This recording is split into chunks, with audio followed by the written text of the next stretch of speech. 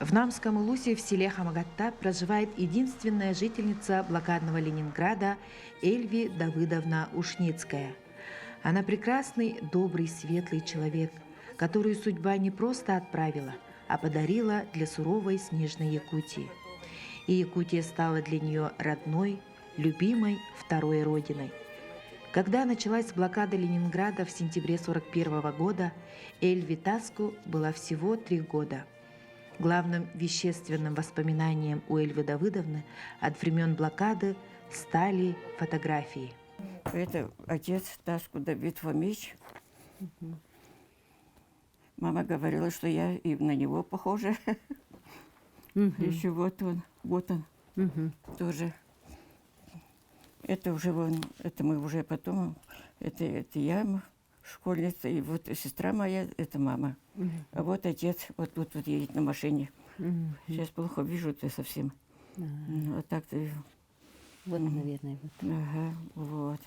Как это мама сохранила все, и благодаря это ей. Это мама. Это мой племянник Володя. Он сейчас работает в Москве, живет и работает летчик. Моя двоюродная сестра. Сейчас она в Финляндии живет. Это тоже. Это мы ездили в Чите, вот фотографировались. Это Семеновы соседи все. Нахсоровы ели, это Дима. Эльви родилась 29 июля 1939 года в деревне Кузьмалово Ленинградской области в интернациональной семье. Ее отец Давид Фомич Таску, по национальности финн, был призван в ряды Красной Армии, где, к сожалению, пропал без вести. Мать русская Анна Николаевна Мартынова.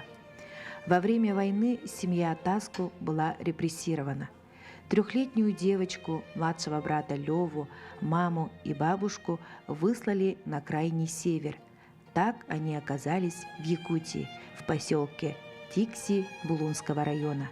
Мама ничего не знала даже, куда нас отправляют. А потом оказалось, что нас отправили в Тикси Булунского района. И мы там прожили с мамой. По дороге у нас еще брат умер. Ему все было 9 месяцев. Бабушка умерла. А где похоронены, неизвестно. И вот так потом мы с мамой вдвоем остались. В Тикси Эльви с мамой прожили 4 года. Затем они перебрались в город Якутск. Мы приехали когда в Якутск и жили все время на Даркалахе, где речной старый порт был.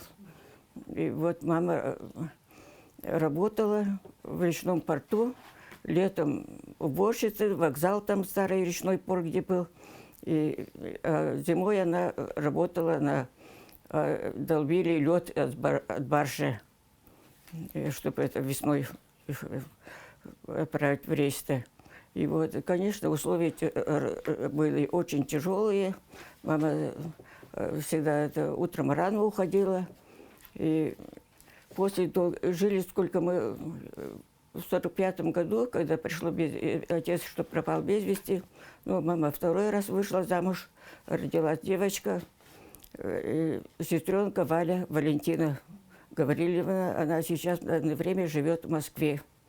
Дети переехали, и она тоже переехала в Москву. В 1956 году, окончив 7 классов школы номер 13 города Якутска, Эльви поступила в Якутское фельдшерское акушерское училище.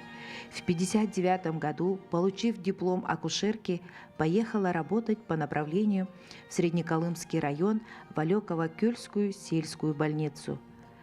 Во время работы она принимала сотни родов, ездила на оленях и собаках на дальние участки. В Среднеколымском районе она прожила 13 лет, с 1959 года по 1973 год. Я когда приехала в Алеко-Кёльскую больницу работать, она работала акушеркой Галины. Она уехала потом на родину, 3 года отработала. Это мы вот с Галицкой Альбиной Иннокентьевной фотографировались. Это я в Алеко-Кёле сижу на приеме. Это моя подруга. Вместе она начала. Я приехала, она работала уже фельдшером Зеленская она сама. Это я в Алюкопюле. Очень трудно в те условия. Это у нас даже просто приходилось принимать при керосиновой лампе. Печи в больнице всегда, печное отопление, 4 печи, участковая больница считалась. Через ее мягкие волшебные руки прошли, рождались сотни новых жизней. Она не просто помогала северным людям, а дарила свет своего доброго сердца.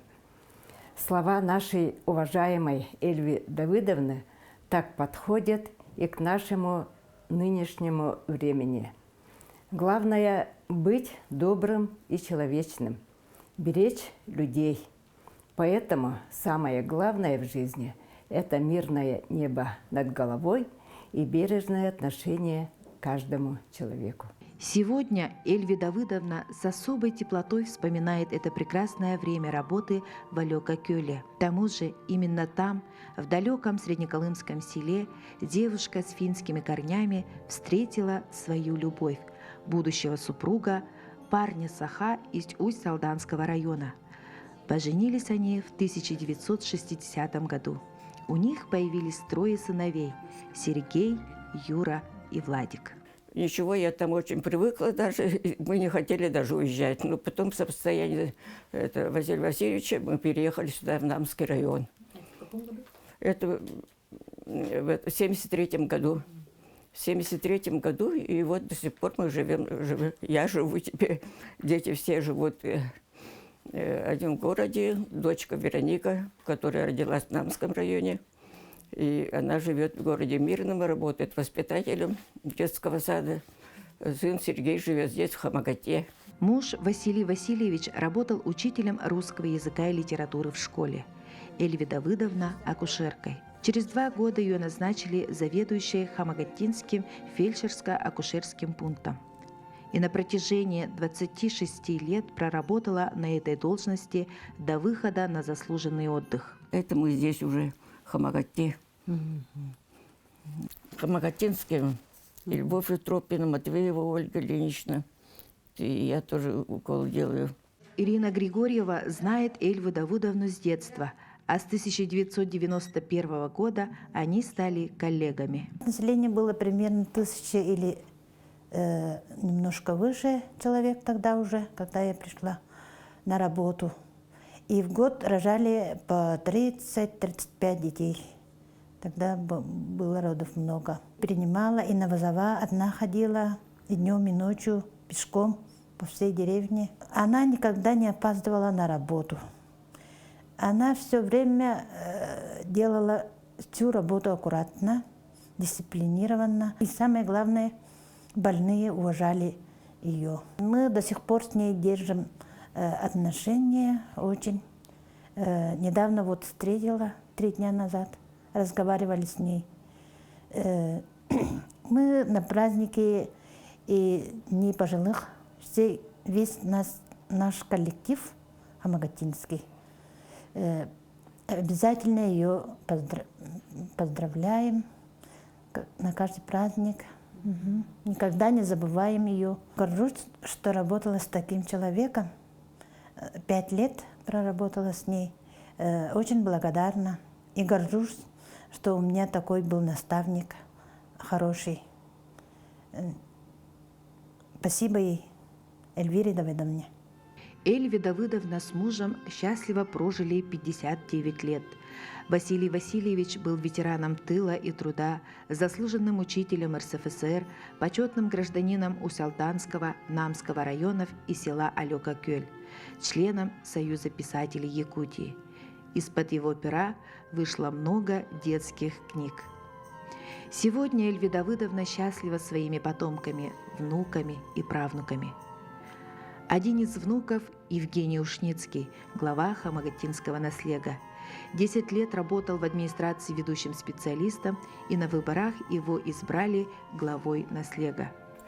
Вот самая любимая фотография наша. Женя 3 года, дико ему было. И вот Василий Васильевич здесь вот написал по краю: выбор народных депутатов, как будто бы предвещал, что он будет главой работать района. И все время мы не убираем эту фотографию. Эльвира Давыдовна, она всегда позитивная, добрая. Я вот 40 лет вместе живу, да, и вот я не видела, как она сердится и так далее. Понимает якутский язык, и она очень хорошо говорит на якутском языке. И вот вместе вот, с детьми, с внуками она говорит на 2 языках. На 2 языках свободно. Она большое внимание уделяет к воспитанию внуков, правнуков. Мы всегда собираемся к ней так, на великие даты, да, день 9 мая, так, и вот день снятия блокады, постоянно встречаемся всей семьей. Николин день она стряпает оладьи постоянно, да, и она очень любит якутскую кухню, нас угощает. Она очень хорошо стряпает мучные изделия. Пирог стряпаю, на улицу выношу. Потом заношу, растает, и вот всегда все готовое, когда приходят ко мне знакомые гости. Пирог это из брусники, сама тесто замешиваю. И котлеты делаю, вот рыбные, и щуки. И это все замораживаю, и потом понемножку на порции, по несколько штук.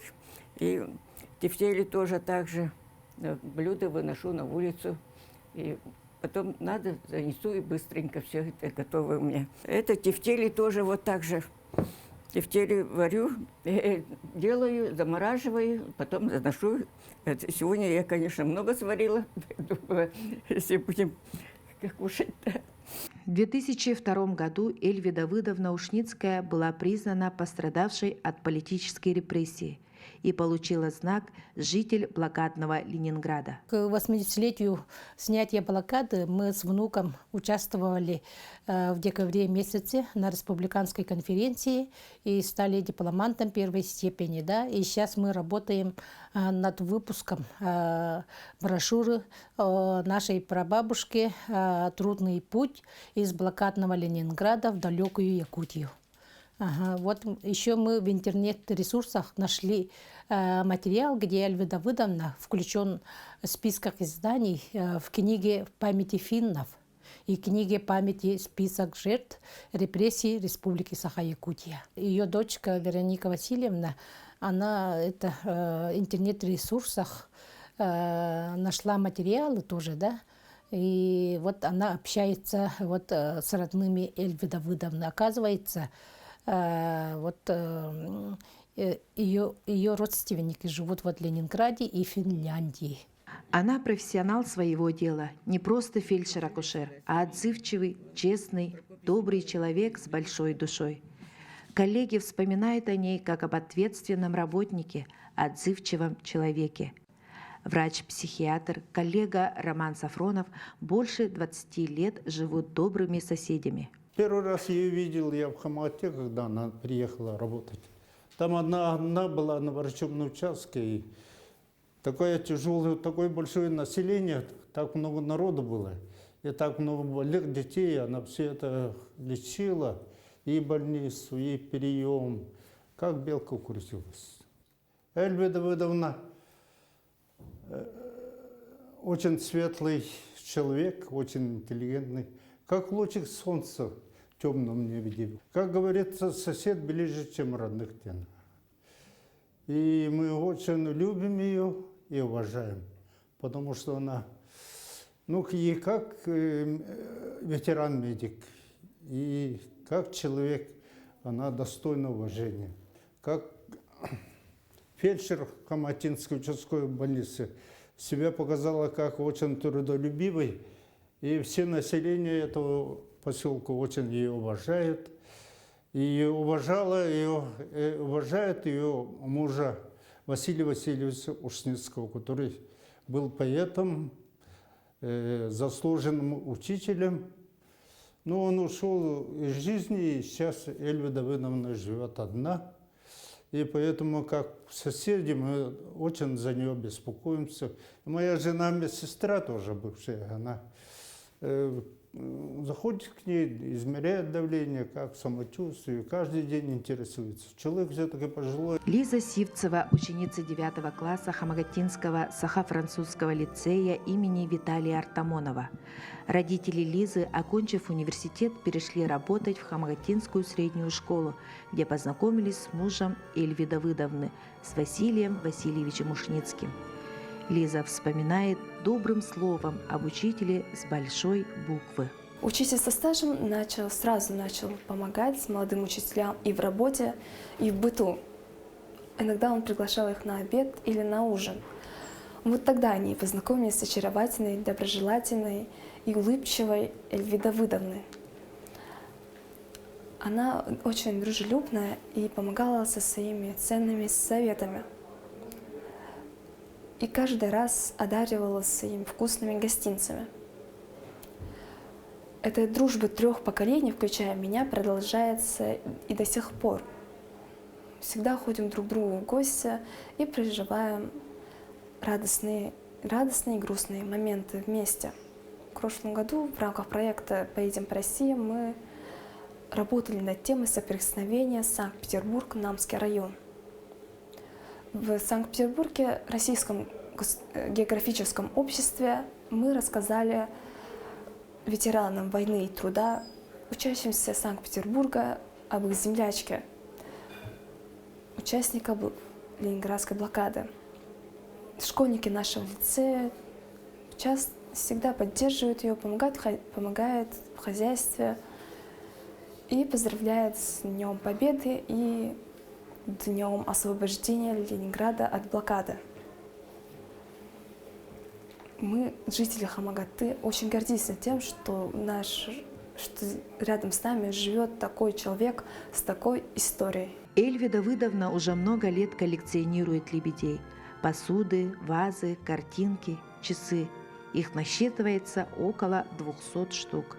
Ее коллекция постоянно обновляется красивыми лебедями. Вот эти 2 лебедя, и мне они очень понравились, и я купила и вот сюда привезла. И после этого все время к ним, когда приезжала в Мирный, по интернету мы с внучкой все время смотрели лебедей. И вот я вот этот он тоже очень красивый, это мне так понравилось-то. Лебеди. И вот эти, это все в основном подарки большие. Вот эти тоже невестка дарила Люция Дмитриевна. Юрий привез из Иркутска. Вилки есть, вот это сахар. Здесь ложками, вот набор ложек. Еще большой есть тоже набор. Где мы, конечно, пока не пользуемся, это вот несколько, по 6 ложек было, да по 5 осталось тут. Совсем даже, это сколько лет они стоят уже. А потом мне стали дарить знакомые, привозить все, кто приходит на день рождения, на праздники. Совсем прямо почему-то я так смотрю и радуюсь на этих своих лебедей. Всегда так успокаиваюсь, как будто бы яченчик это лебедей. Вот это вот на день рождения мне летом подарили. Вот часы есть.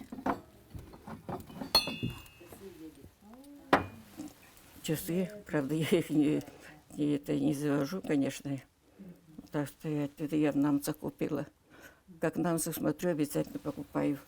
Это музыкальный лебедь. Вот так делаешь и...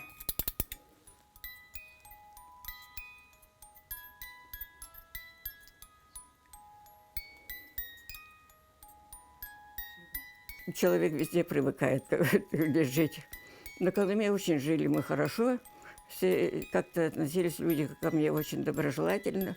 И мы до сих пор поддерживаем связь. Ну, конечно, мои уже коллеги-то уже кто разъехались все куда. Акулина Дмитриевна в Якутске жила, Иванова. с ее детьми. Дети наши выросли все взрослые, все общаются до сих пор. Сейчас в Якутске они живут. Вот. И поэтому, ну, конечно, мечта была в Санкт-Петербурге. У кого мечты не будет пожить в Санкт-Петербурге, в родных местах. Ну, мечта, конечно, всегда остается мечтой, если как не было возможности поехать там жить. Уже дети здесь родились, и здесь и выросли все.